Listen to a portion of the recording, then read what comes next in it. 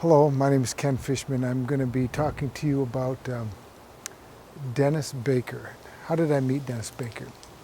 Well, Dennis Baker was working with my sister-in-law in Washtenaw Community Mental Health. He worked with people with mental illness. Not to make fun of it, but we thought Dennis had a little bit of mental illness because he's kind of kooky but creative, kind of Asperger-ish. Anyway, I met Dennis through my sister-in-law. He was working at Washtenaw Community Mental Health, and he told me, oh, he played music, well, whatever.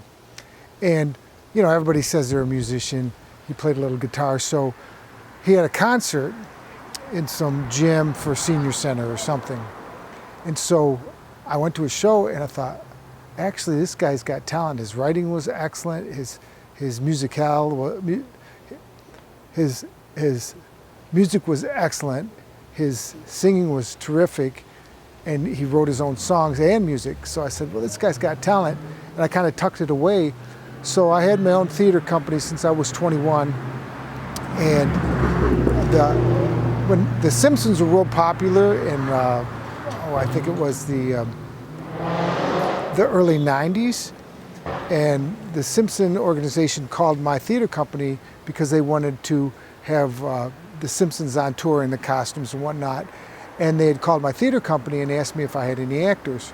So I put together a core of actors, and I was included. I played Homer Simpson. Actually, that company was represented by William Morris Agency, so we were kind of under a contract ourselves as actors with the William Morris Agency. They brought in a choreographer from Los Angeles to teach us choreography. Well, our person playing Marge Simpson had dropped out. Is actually my ex-wife.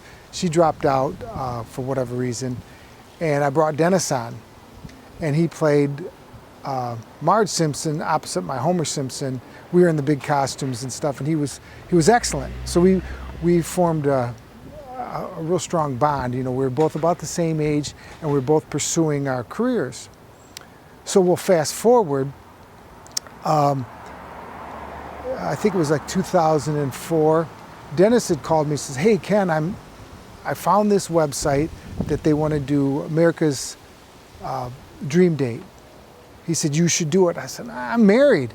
He said, no, don't worry, you can. I said, no, I can't do it. So Dennis did it kind of on a fluke, and it was real funny. It was a cross between like a Jim Carrey and maybe Andy Kaufman. But he came up with this crazy Elvis character called Denton Rose. Well, this was before the internet really took off. He got so many hits, I don't know if they called them hits back then, that he won. He won America's Dream Date, which was national search. They found a man and a woman, and you went online, and this company, I guess it was Fox, a division of Fox, they put it online, and they got all the votes like American Idol. This was pre-American Idol, and Dennis won. But then he told him the truth, which I would have never said anything, but he said, look, I'm married, I can't really go on that. So he kind of turned it down, but he won America's Dream Date. And he said, Ken, you should do this stuff, it's legitimate. So I got online and I found one called, it was from Endemol. And if you know anything about Endemol, Endemol does Deal or No Deal, Fear Factor, Splash, that new show. So they're from Europe, and they started actually Big Brother. So it was called 10-Day Take. So I came up with the show, and I won. And they flew me to Hollywood, California, me and another girl from Chicago. Out of all the people that submitted, I won.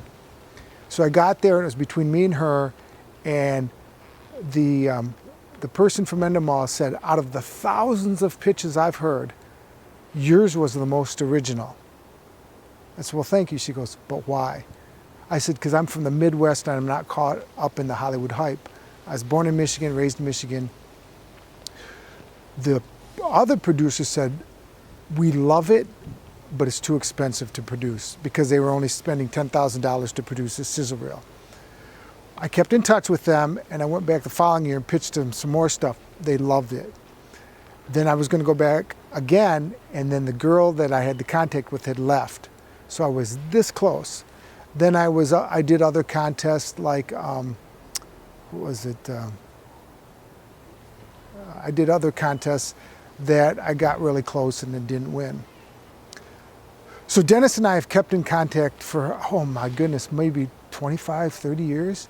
He had done an original movie and he sold it to the overseas market. And he did it on a VHS camera and edited it, and I don't know how, and he made a little money, at least made his money back. So him and I have been pursuing it. Me personally, I started off my degree in theater and dance, studied in New York at Herbert Berghoff. I got my degree in Florida in theater and dance, and I started my own theater company at age 21. When I got married, I bought an old church and converted it into a theater, and I also had another venue, which was a dinner theater called Stagecoach Stop that I did show traditional musicals like Oklahoma, Guys and Dolls, Annie Get Your Gun, Arsenic Old Laces, a play, and then my original stuff.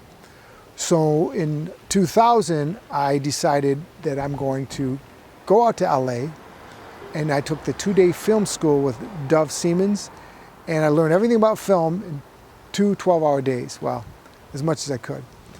And so I hired a crew out of Detroit, Michigan, and I shot a 20-minute short called Straight Out of the Woods.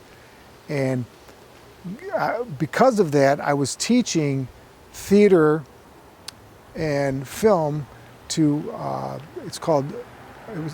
was teaching theater and film to Maxie Boyce Training School, to Michigan's worst juvenile.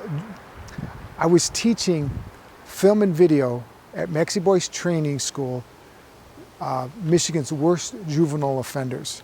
And I taught them theater and video for 15 years. And I'm developing a show called Theater of Thugs based on my experience. I had kids that were murderers at the age of 11 and other horrible crimes that I don't want to get into right now. So Dennis and I had kept in touch, and we both came so close to making our careers happen. I always liken me to my term I used to use, the broken down has-been that never was. I was so close. I was like the Sylvester Stallone if he wouldn't have sold Rocky. Dennis and I both so close. So his character, Denton Rose, was picked up by John Cherry, who did the Ernest movies, and really wanted, because he's that kind of quirky, but it just didn't click. And so I personally moved out here after divorce, lost my house. I kind of hit rock bottom. I don't drink or smoke, so I don't take drugs, but I hit financial rock bottom. I went from, they laid me off. The next month I lost the house, and the next month my wife divorced me. So I went from a 2,600 foot home with a full basement on a pond on a 9 acres or 41 acres on a lake. I lost all of that in 3 months to living in the back of a shop, and kept pushing and pursuing this career. I never gave up. After I lost my job, I worked other like juvenile detention facilities, and I gotta make sure it's on. I lost my job and worked at other juvenile detention facilities until I realized I was beckoned to call to continue my career. So I had continued to write, and I moved out to Southern California, actually Burbank, that's where I'm filming this, in 2014. And currently I am working on a faith-based script called Beyond the Tilted Pulpit. I had been writing it for 5 years, and now it's coming into fruition that I'm constantly pursuing it. The last year and a half, I shot 6 21-page sitcom-style faith-based sitcoms. And Dennis has been with me all along the way. He's been giving me great advice and input. So Dennis and I at our age are saying, you know, most of people our age are retiring from life. We're still pursuing our careers. We said to ourselves, this is gonna work, we're gonna make it happen. So day by day, week by week, year by year, we have not given up. I personally am 60 years old. I'm not sure how old Dennis is because he's been lying to me about his age the whole time. But we have never given up, and we're still pushing it. And I think at our age, not to get all scripture on you, but in the Bible there's Caleb and Joshua. Just a little history. God said to Moses, I'm going to give you the promised land for you and all your descendants. Well, then when they disobeyed God, God said, you know what, just kind of roam around for 40 years and, out in the desert, which is, I think it was a 5-mile circle. But he gave manna from heaven, and they were, clouds by day, fire by night. So that's kind of an abridged version. But basically 40 years. And then God promised Moses, but Moses never saw the promised land. His descendant that saw the promised land was Caleb and Joshua. Because before that, they sent spies into the land, and they said, they're big, they're scary, we will be like locusts, there's giants. And so Caleb and Joshua said, let's go in there, we can take them. Everybody else was afraid, and that's why God said, you know what, you didn't listen to me, so roam around for 40 years. Fast forward, Caleb and Joshua made it to the promised land. They were older, like me and, I guess we're the Caleb and Joshua, like me and Dennis. We haven't given up. We believe in this promise that we're going to do something in the industry, spiritually or faith-based, something in the industry that we can make our living and make our mark on the world. And so Caleb and Joshua got there, and they were older, like us, and God gave them their strength back, and they said, we have our strength of our youth, and that's where Dennis and I are. Even at our age, we feel we have the strength of youth. Both Dennis and I have worked with kids in their 20s and 30s, and we outwork them. We outwrite them, we outdirect them, we have more stamina, plus we have all of our experience. Scripturally it says,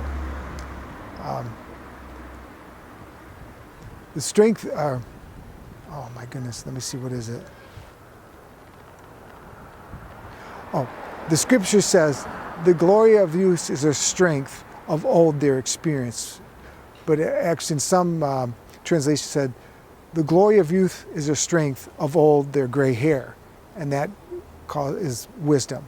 So we have the wisdom, and we have been giving the strength again to be able to physically handle it. So I guess we're reaching out to you to say, look, give us a chance. We've tried it since we were in our 20s. We never made it. We've tried it, like I had a successful theater company, but never film or television. Dennis had his band that was very successful, but never made the film or the television a success. So whether this is a reality show or whether it's one of our movies, it's our time. 60 is the new 40, in our opinion. So once again, my name is Ken Fischman, and I hope this...